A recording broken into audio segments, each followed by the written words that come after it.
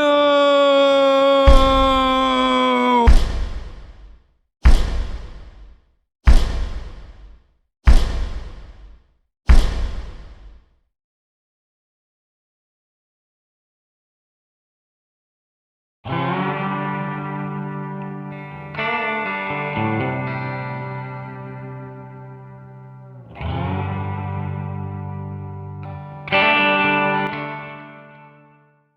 It's a tad chilly. I'm not gonna lie, I was wearing the kilt yesterday and it really wasn't bad until the wind kicked up. It got a little breezy, so it was probably about 24 or 25 above zero Fahrenheit, so below 0 centigrade or Celsius. And with the wind chill, it probably dropped down to about 10. But so far so good. As long as it's not windy, I'm having really no problem at all wearing the kilt and staying in the kilt. Right now the temperature in the truck before I start moving is 1 degree above zero, but the temperature gauge that I have hung in the trees over there shows it as 3 below. For some reason, just before dawn is always the coldest time of the day up here. So whatever the temperature is when you wake up, just before the sun starts to crest up, that's when you're going to hit your coldest temps. On a side note, the driveway has been incredible since it froze. It's like driving on concrete. Crazy good.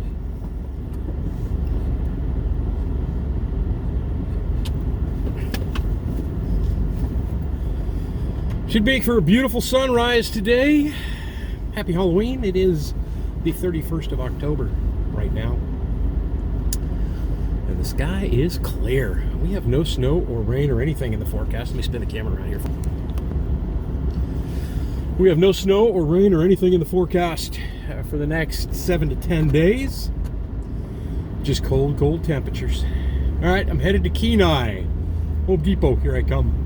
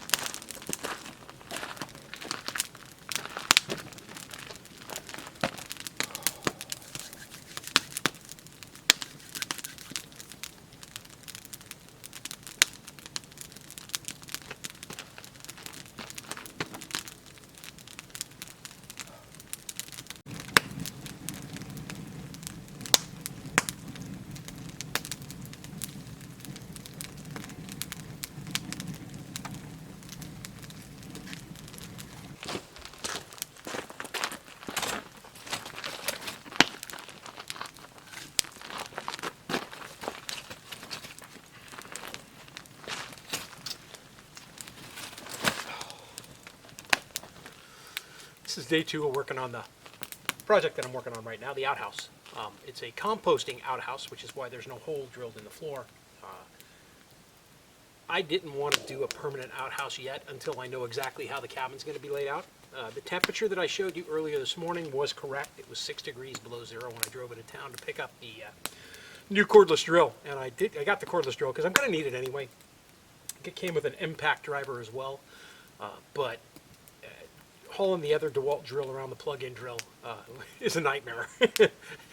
Imagine me putting that together with the corded drill. That would have been a little bit difficult. It's getting to the point of the year where it's kind of challenging to do anything, which is why I knew that I wasn't going to actually be able to get the entire cabin built this fall, you know, from when I moved in. The sun doesn't come up now until, earnest daylight by about 10 o'clock in the morning. And it's setting now, and it's not even 4 o'clock in the afternoon, so it's getting ready to go down. And the temperatures are just going to get colder and colder and colder from here on out until we get snow. When it snows, it actually warms up quite a bit. It looks like the forecast for next Tuesday, which will be the Tuesday the week before you see this video, has a low in town of 7 degrees, so I'm looking at about anywhere from 10 to 12 degrees below zero out here. The 6 degrees below zero is equivalent to 19 degrees below 0 Celsius. So it's chilly, a little bit chilly. I'm not going to lie, during the day while I was working on the outhouse and recording all this stuff, there was a couple of times I had to go back inside the house just to warm up.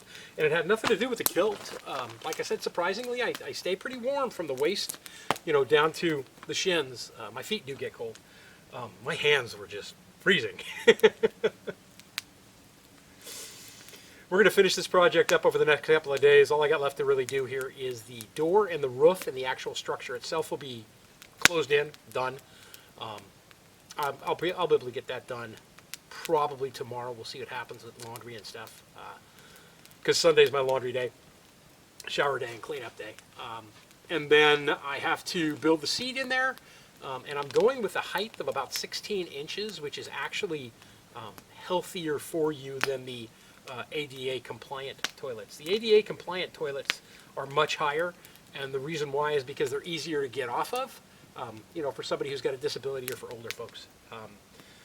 The toilet being lower, anywhere from the 14 to 16 inch range, is better for you to prevent constipation. It makes it easier to actually use the restroom.